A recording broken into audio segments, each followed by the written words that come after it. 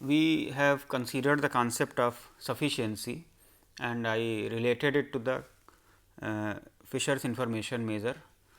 We showed that if a statistic is sufficient, then the information contained in the sufficient statistic is the same as the information contained in the whole sample. However, we have also seen that for a given problem there can be various sufficient statistics.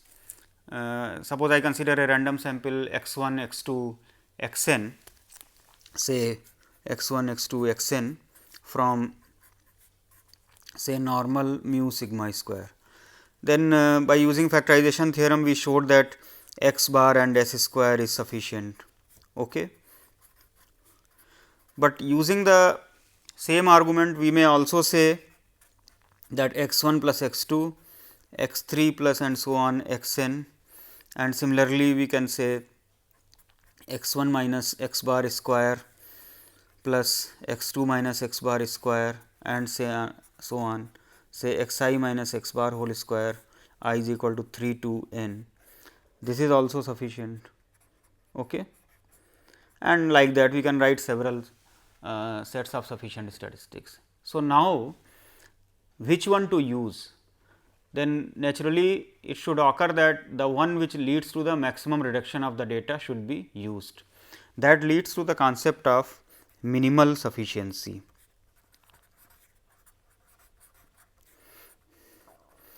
However, this concept I will introduce through the concept of partition. So, let me introduce the concept of partition. So, a partition of a space say X is a collection say E I of subsets of X such that union of E I is equal to X and E I intersection E j is equal to phi for I not equal to j. That means, it is a mutually exclusive sets and the union is equal to the full. That means, mutually exclusive and exhaustive subsets of a space, that is called a partition. The sets E I, they are called partition sets.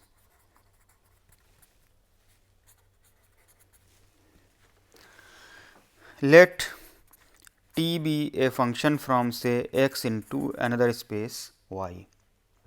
Then the partition of x induced by the function t is the collection of the sets say T y, which is defined as the set of all those values x such that T x is equal to y. That means, corresponding to distinct values of y, look at the inverse image set, and each of this set when you consider, then that forms a partition. Let me explain through an example here.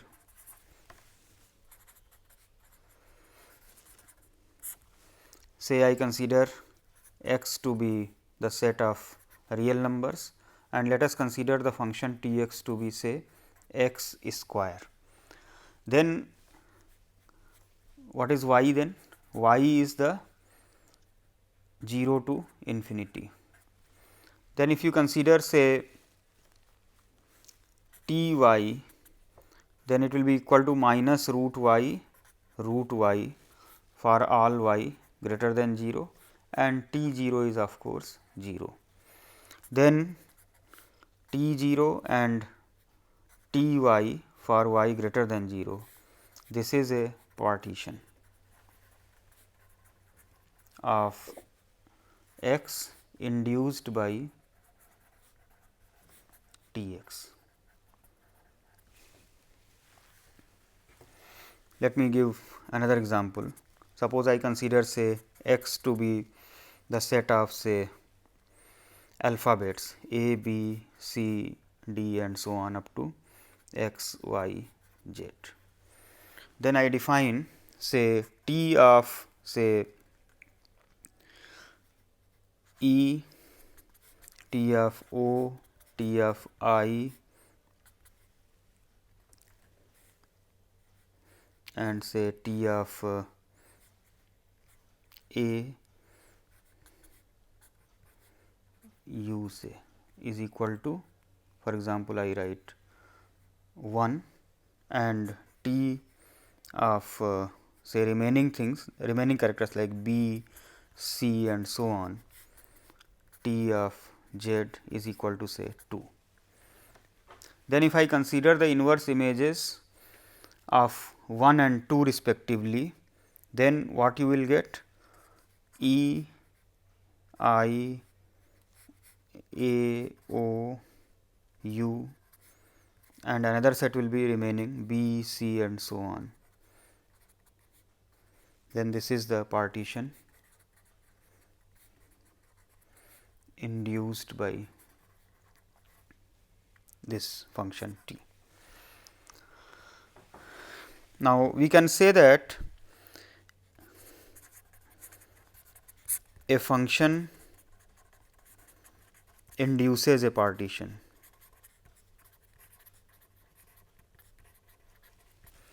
But given a partition, you may not be necessarily able to define a function uniquely. However, given a partition, we may not define a function uniquely. However, if two functions say T1 and T2 induce the same partition, then they must be one-to-one functions of each other.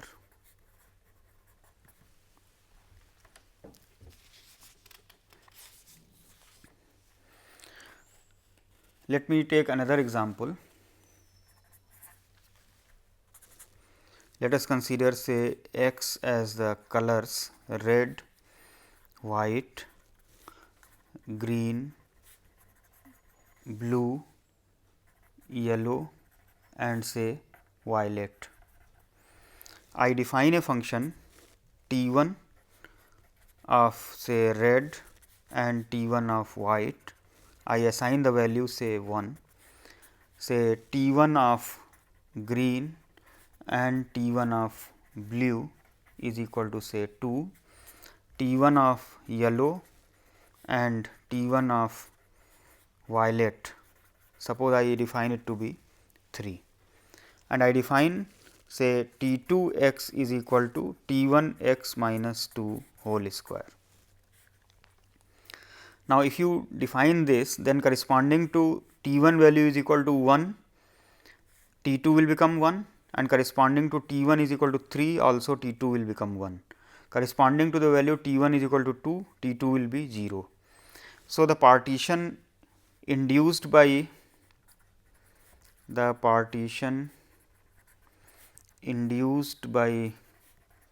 T1 is red, white in one set, green and blue in another set and yellow and violet in another set.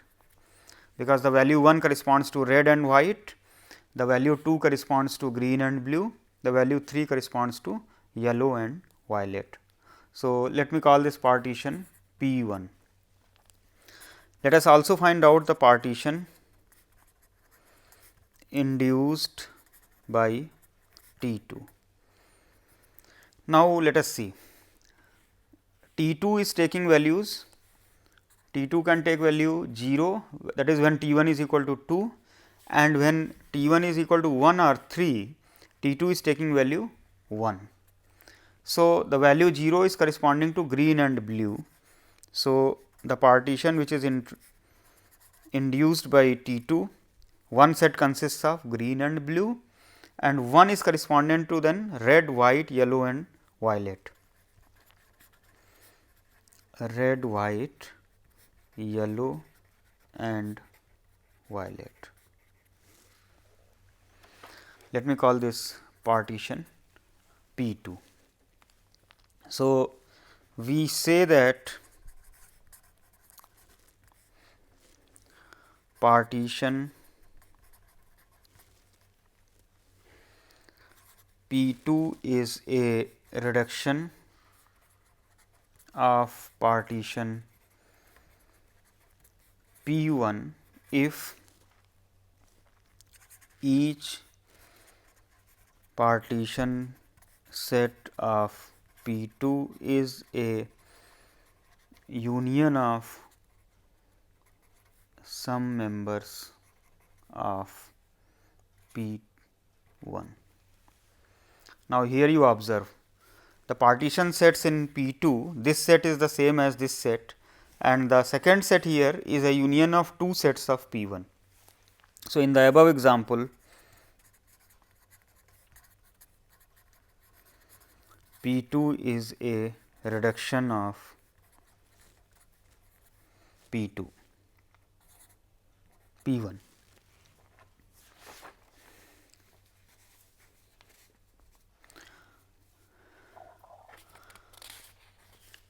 Now, from here we can make out that if the partition induced by T 2 is a reduction of the partition induced by T 1, then T 2 is a function of T 1. So, we can make this statement that if T I induces partition say P I for I is equal to 1 2 and P 2 is a reduction of P 1, then T 2 is a function of T 1.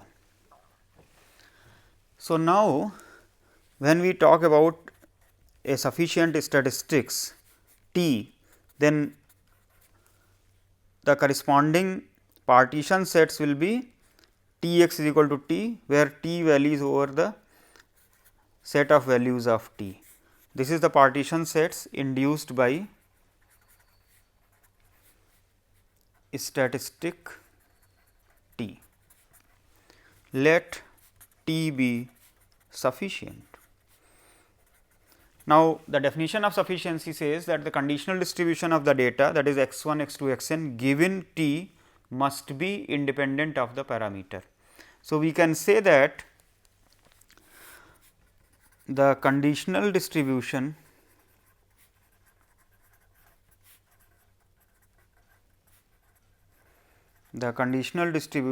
of x given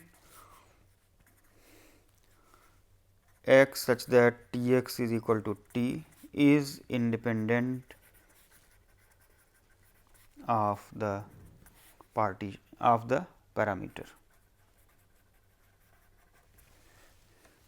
So, let me take one example. Let the parameter space consists of say 3 points theta 1, theta 2, theta 3, and let us consider say the variable space consisting of 3 points x 1, x 2, x 3, and let the probability mass function of x be given by probability x is equal to x 1. Now, when theta is equal to theta 1, that is equal to 0.1, probability x is equal to x 2 is equal to say 0.2, probability x is equal to x 3 is equal to say 0.7. So, when the parameter value is theta 1, this is the probability distribution. When theta 2 is the parameter value, the probability distribution is given by say 0.2, 0.4 and say 0.4, and when theta 3 is the true parameter value, suppose the probability distribution is given by 0.3, 0.6 and 0.1. Let me define a partition here. Let us consider partition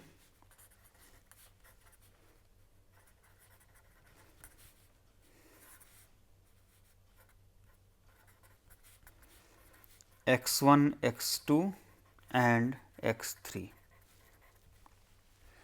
Now, consider the conditional distribution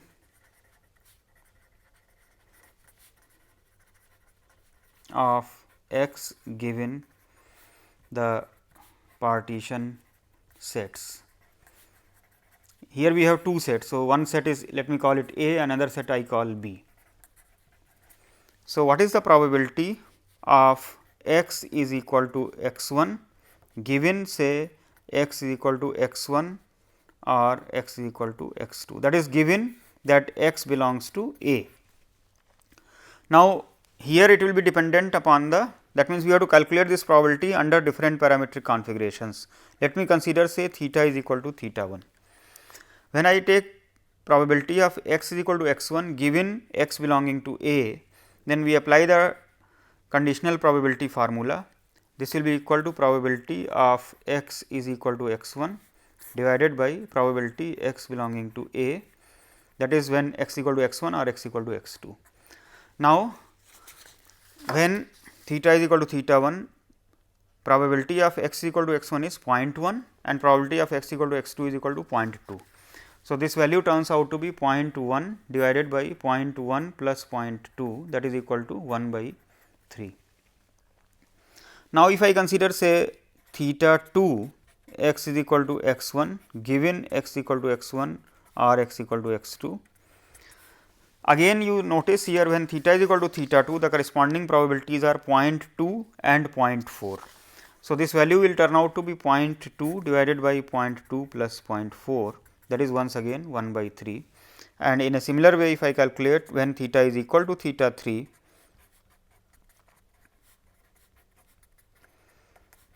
this is turning out to be 0.3 by 0.3 plus 0.6, that is again 1 by 3. So, what we have found that the conditional probability of x is equal to x1 given x belongs to A is free from theta. However, we need to check other configurations also. That means, what is the probability of x is equal to x2 given x equal to x1 or x equal to x2. Once again, when theta is equal to theta 1, this value will become 0.2 divided by 0.1 plus 0.2. When theta is equal to theta 2, it will become equal to 0.4 divided by 0.2 plus 0.4. When theta is equal to theta 3, this probability will be equal to 0.6 divided by 0.3 plus 0.6. That means, it is equal to 2 by 3 in all the cases. That means, it is free from the value of theta. Similarly, if I consider x is equal to x3 given x belonging to A, then this is going to be 0, because when you take the numerator probability of x equal to x3 intersection x belongs to A, that is going to be 0. So, this is equal to I is equal to 1, 2, 3.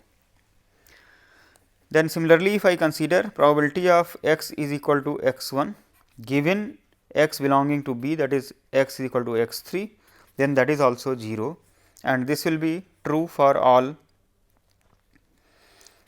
I is equal to 1, 2, 3.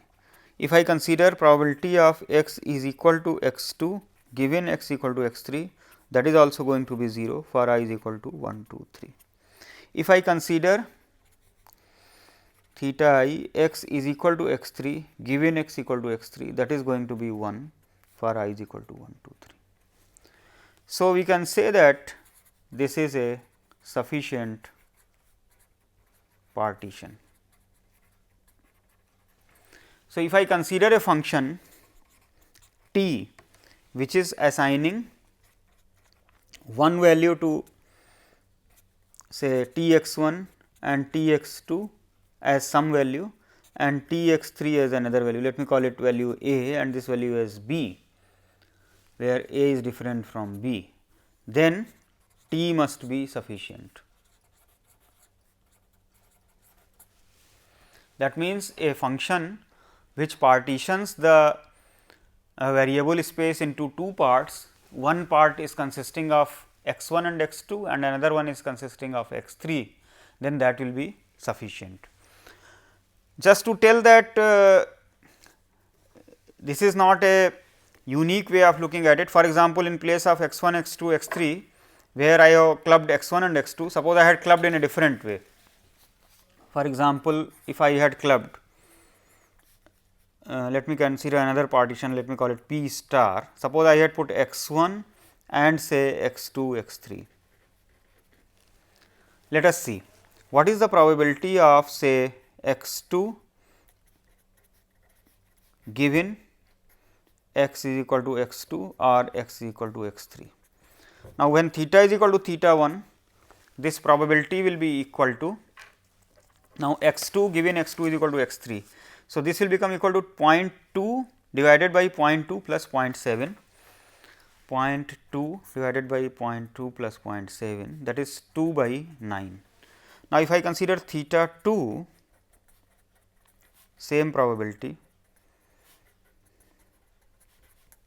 then for theta 2 these values are 0.4 and 0.4. So, this value will be turning out to be half. This is not same as this. So, P star is not a sufficient partition.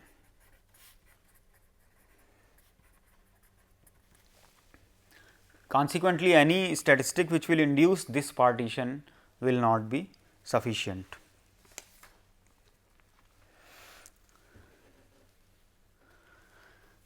Let me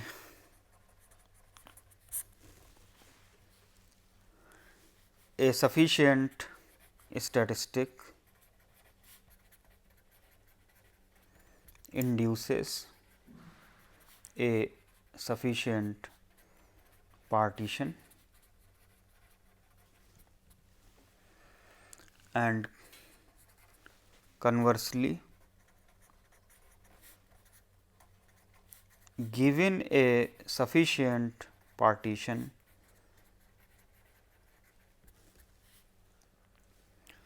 we can define a sufficient statistics.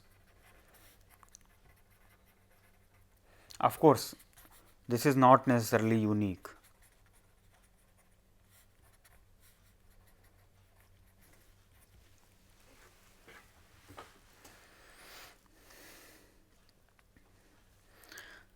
And also,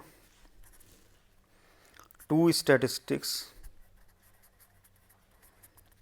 T 1 and T 2 that induce the same partition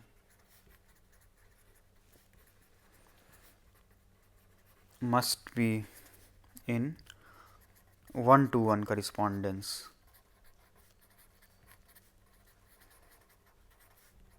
with each other. Now, we define the concept of minimal sufficient partition and minimal sufficient statistics.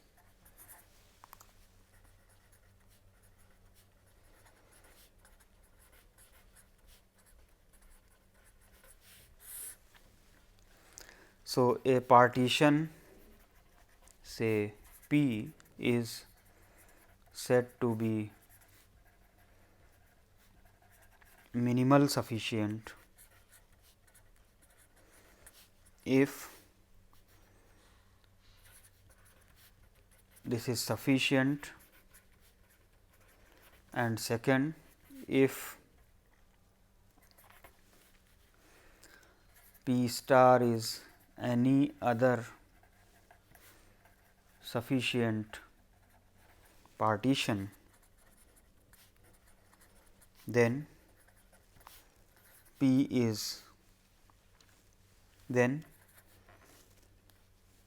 P star is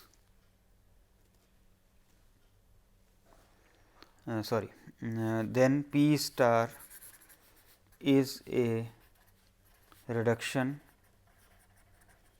of P.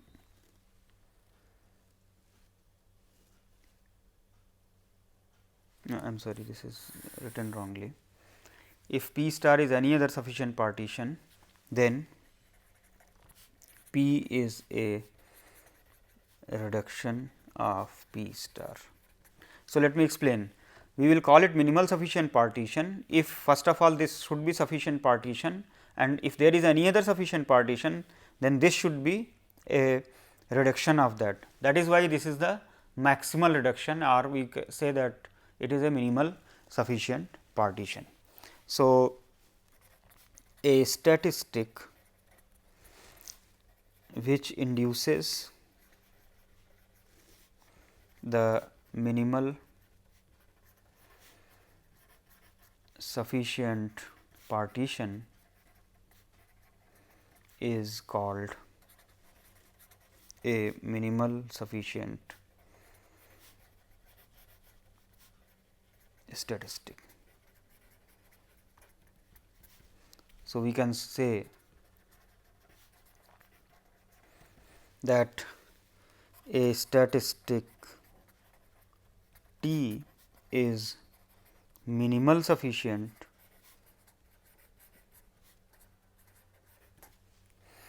if it is sufficient and if S is any other sufficient statistic, then T is a function of S.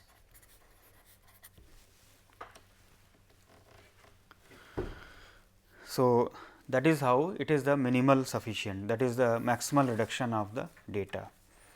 Now, the question is that how to determine a minimal sufficient statistic or a minimal sufficient partition in a given problem.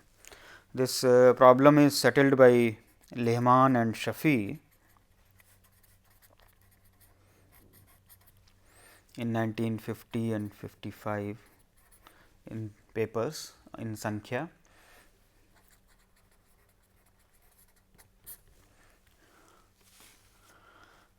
We consider here the case when the distribution is either discrete or continuous. So, let us consider f x theta, let f x theta denote the joint probability density function or probability mass function of x. That means, we have observations x 1, x 2, x n, which we are calling as x here. Now, 2 points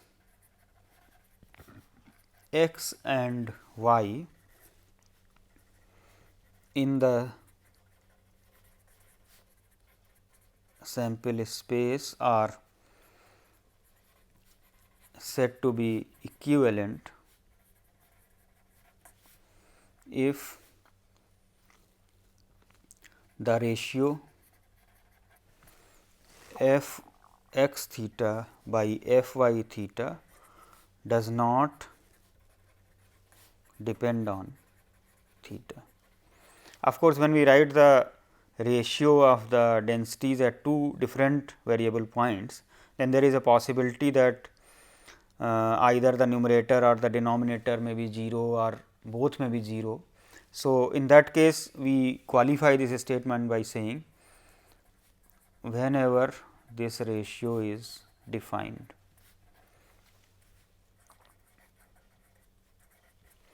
So, this we say that x and y are equivalent and we use the notation x is equivalent to y. Then this relation is an equivalence relation.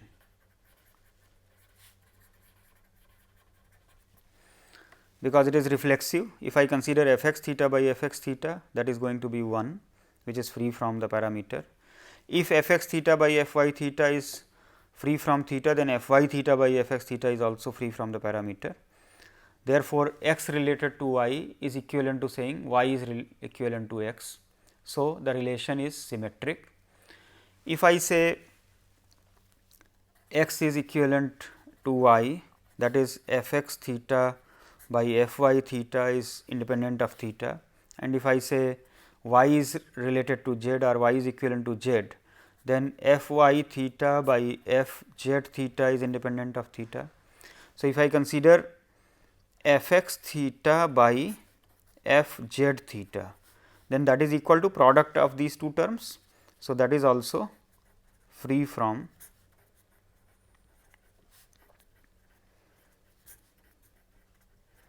So, this is independent of theta, that is we can say x is equivalent to z. So, the relation is also transitive. So, this is an equivalence relation and it induces a partition of the sample space into equivalent sets. That means, if I consider one set in this partition class, then within that class all the points will be equivalent, and if I take two different partition sets, then the points in that will not be equivalent. So, now let us consider for each point x in the sample space,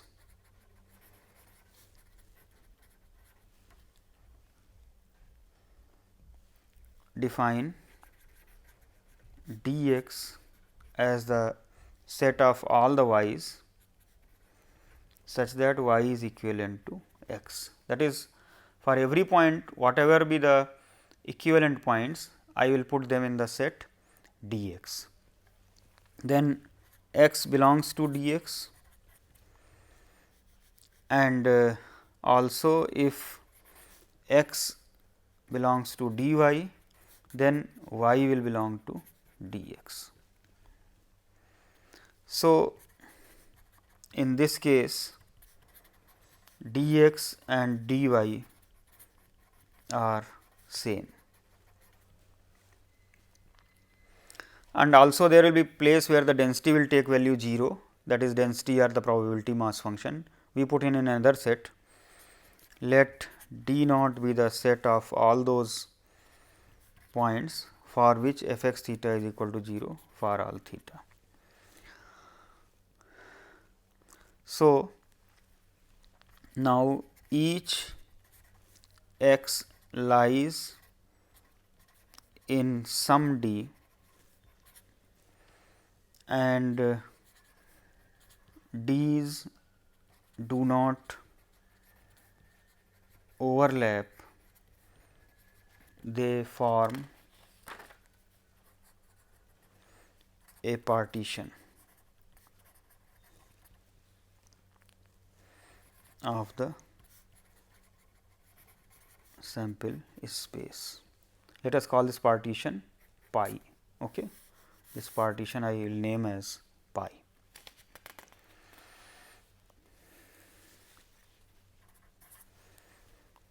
First, we prove that pi is a sufficient partition.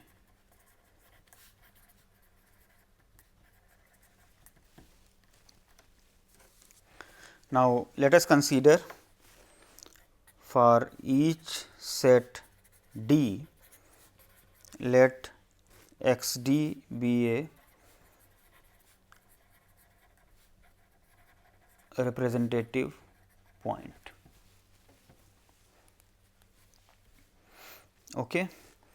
Now, let G x denote this association, that means from D to x D we are having a mapping. So, let G x denote this mapping from x to d x and to x d.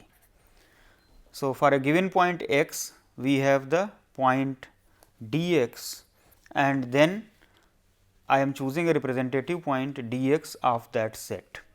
That means, in this set d x all the points are equivalent to each other, and I specify one point x d there.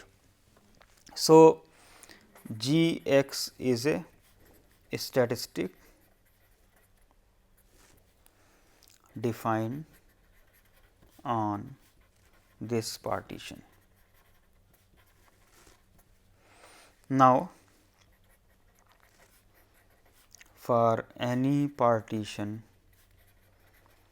set D, of course, I am not considering D naught where f x theta is 0, and for any x in D, let us write f x theta.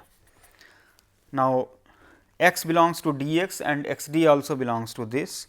So, f x theta divided by x d theta is free from the parameter. That means, this is a multiple of f x d theta by a term which we can say it is free from theta, it is a function of x and x d. So, we can call it a function of x and g x and f g x theta. This x d I am writing as g x,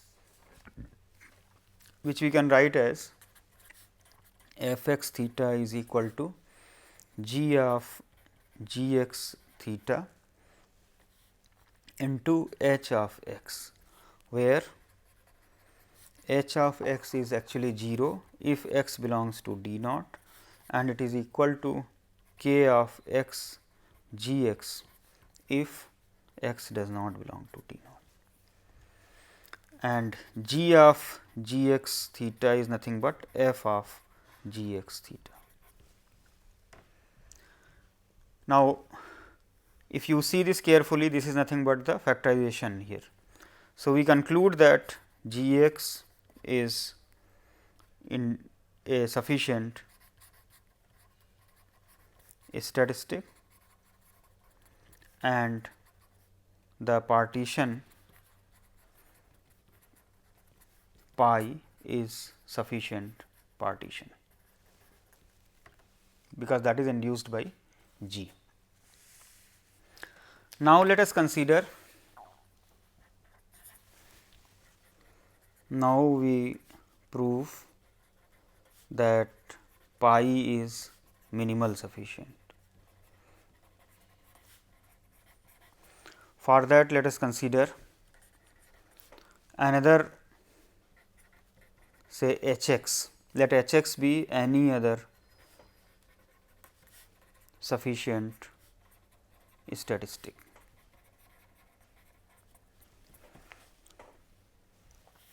And let the corresponding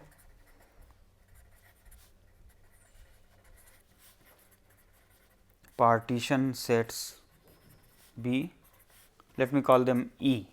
The partition sets induced by pi were D, and the partition sets induced by E, let me call by H, let me call it to be E. Now, if we can show that the minimality of pi will follow if we can show that each set in E is contained in some D.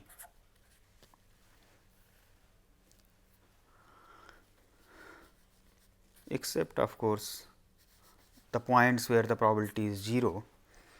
So, let us consider x and y be points in E, so that say h x is equal to h y.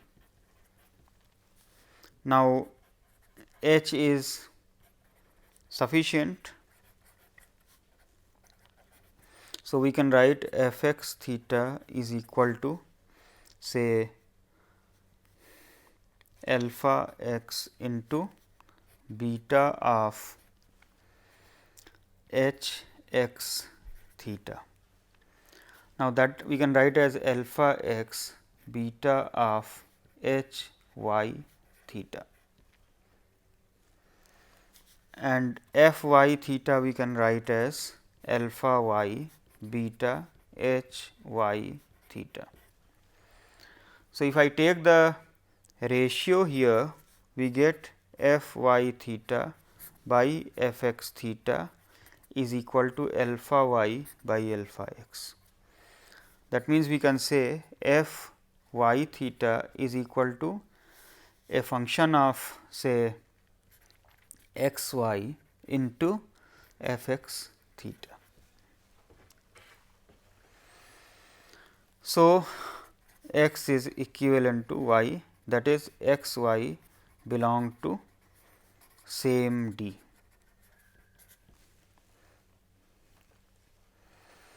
Thus, each set E is contained in some D,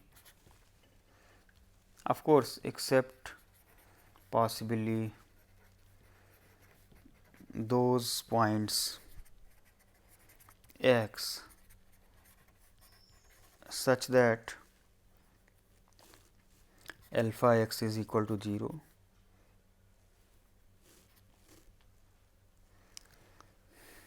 So, pi is minimal sufficient, because pi is a reduction of this partition that we have introduced, second partition. So, this gives us a method of determining the minimal sufficient statistics. What we consider that you take ratio f x theta divided by f y theta, and this should be free from the parameter. So, what is the partition that will induce this condition, and the corresponding statistic, then if we find out, that will be minimal sufficient. So, let me explain through some examples.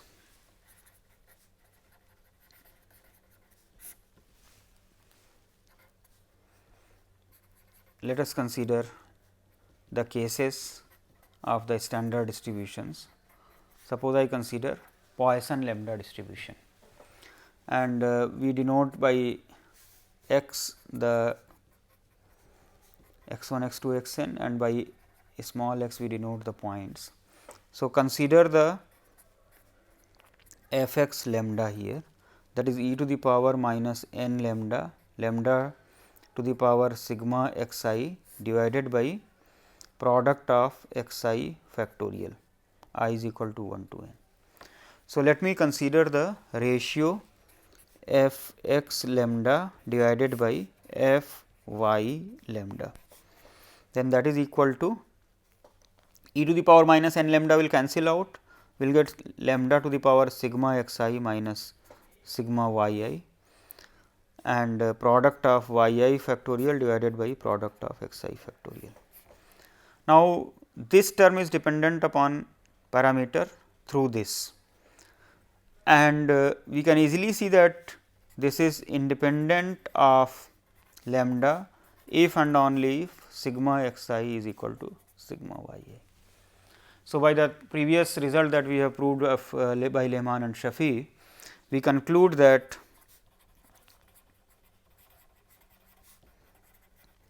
T x is equal to sigma x I is minimal sufficient. Of course, we can say that any one to one function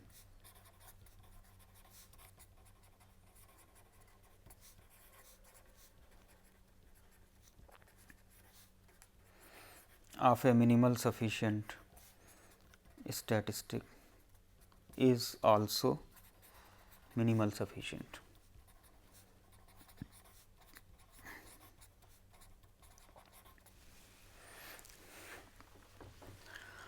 Let me just take up the cases of the sufficient statistics that we worked out in the previous classes.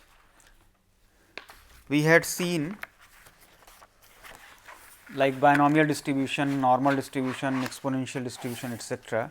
Let us look at each of those cases and see what were the sufficient statistics.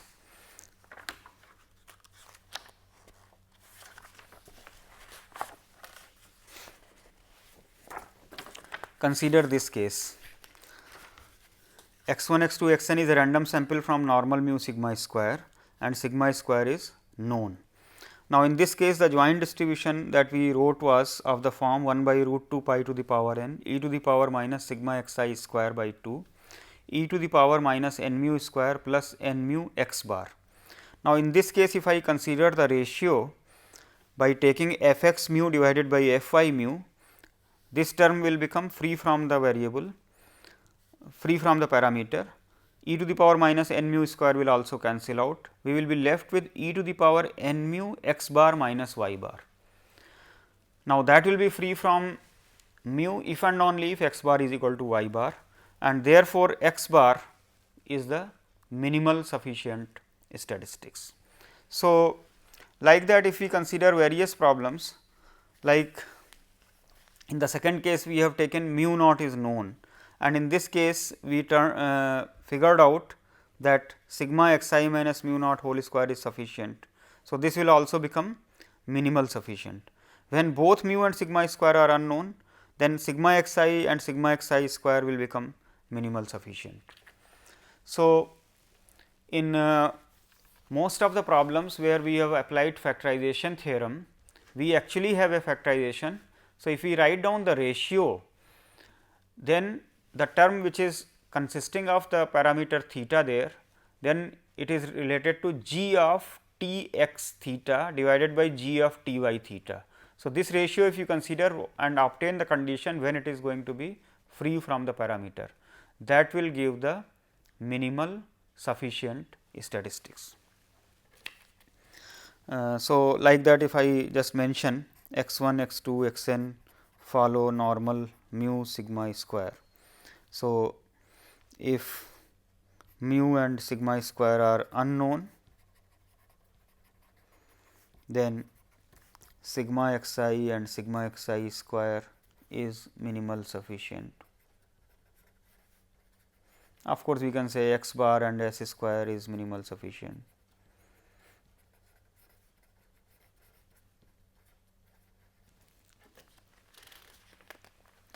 And we can answer various other questions. Let me just tell few of these here.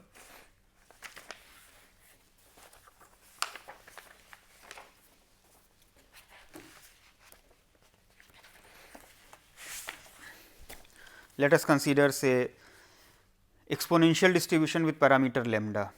Here if I write down the ratio, we will get sigma xi as the minimal sufficient. If we consider exponential distribution with location parameter, then x 1 will be turning out to be minimal sufficient. If we consider say 2 parameter exponential distribution with parameter mu and sigma here, then x 1 and x bar or x 1 and sigma xi will be minimal sufficient. If we consider say a double exponential distribution, in that case the full sample which is written in by reduced to the order statistics, that will be minimal sufficient. If we consider uniform distribution on the interval 0 to theta, then x n will be minimal sufficient. If we are considering exponential family, then this statistic that we have written, this will be minimal sufficient. Let me introduce another concept, that is completeness.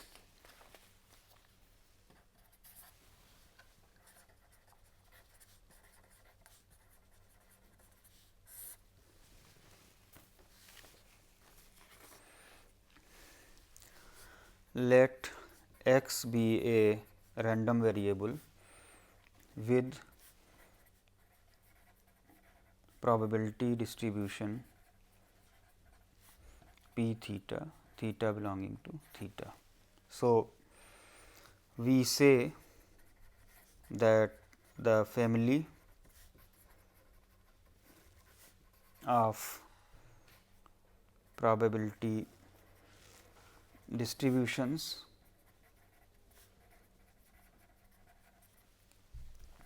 p, that is equal to p theta, theta belonging to theta, is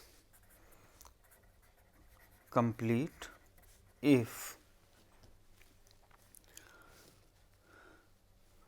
expectation theta g x is equal to 0 for all theta belonging to theta, and any function g implies that probability that g x is equal to 0 is 1 for all theta belonging to theta.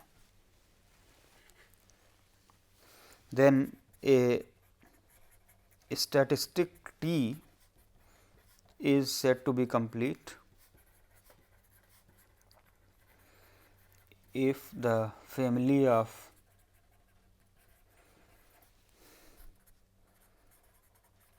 probability distributions of T is complete. Let me give an example here.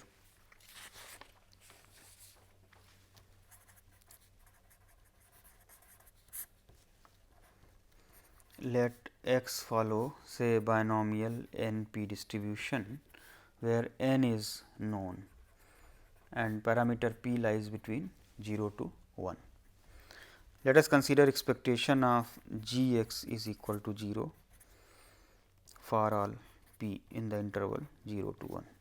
Now, this statement is equivalent to g x n c x p to the power x 1 minus p to the power n minus x, x is equal to 0 to n, that is equal to 0 for all p belonging to 0 to 1. Now, this we can also write as, see 1 minus p to the power n we can cancel out on both the sides, and let us write say let me write say s is equal to p divided by 1 minus p. So, this will be any positive term. So, we can say h x into s to the power x, x equal to 0 to n is equal to 0 for all s greater than 0, where h x is nothing but the function g x into n c x. Okay. Now, if you see this left hand side, this is a polynomial of degree n in S, and I am saying it is vanishing identically over an interval. This implies that h x must be 0 for all x. Now, here for all x means because x can take values 0, 1 to n. This means that probability that h x is equal to 0 is 1 for all p. So, the family of binomial distributions is complete. So, the family of binomial distributions n p, where p lies between 0 to 1 is complete, or we can say here x is a complete statistic. Let us take another example, say x follows Poisson lambda. Then lambda is a positive parameter here. Let us write down the statement expectation of g x is equal to 0 for all lambda. Now, this is equivalent to sigma g x e to the power minus lambda, lambda to the power x by x factorial, x is equal to 0 to infinity, that is 0 for all lambda greater than 0. Now, e to the power minus lambda is a positive term. So, we can multiply by e to the power lambda on both the sides. This statement becomes equivalent to say g star x into lambda to the power x, where this g star is nothing but g x by x factorial. Once again, if you notice on the left hand side, I have a power series in lambda, which is vanishing identically over the positive half of the real line.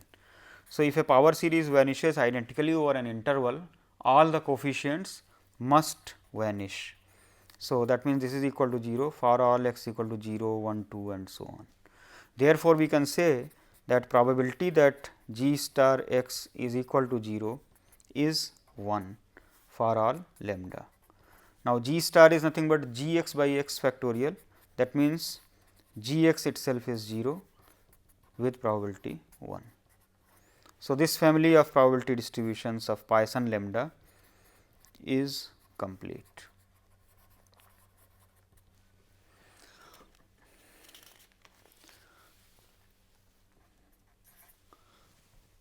Let us consider say x follows normal mu 1.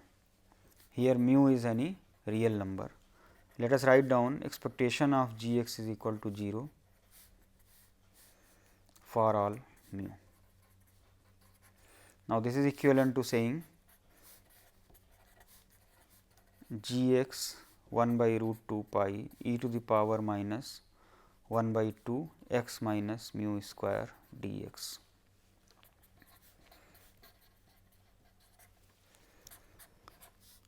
This we may write as g x into e to the power minus x square by 2 e to the power mu x d x is equal to 0 for all mu belonging to R. Now, this is nothing but the bilateral or bivariate Laplace transform of this function, and we are saying this vanishes identically, and therefore, the function itself should vanish. That means, we should have g x is equal to 0 almost everywhere on x real line. This means that probability that g x is equal to 0 is 1 for all mu. So, the family of the normal distributions is complete family.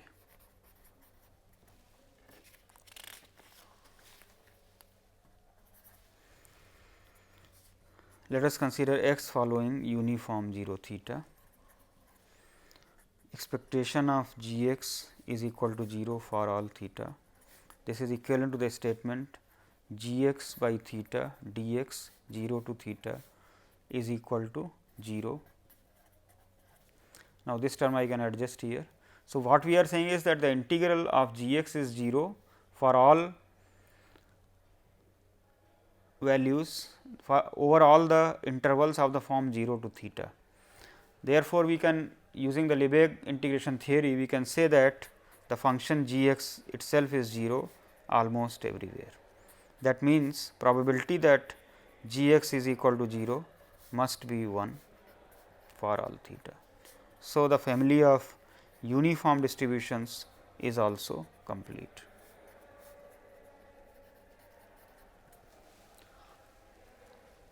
So, what in the next lecture I will give a general framework for the completeness. We will also define bounded completeness, and the consequence of the sufficiency and completeness is that we can easily derive uniformly minimum variance unbiased estimators. So, we will give these applications in the next lecture.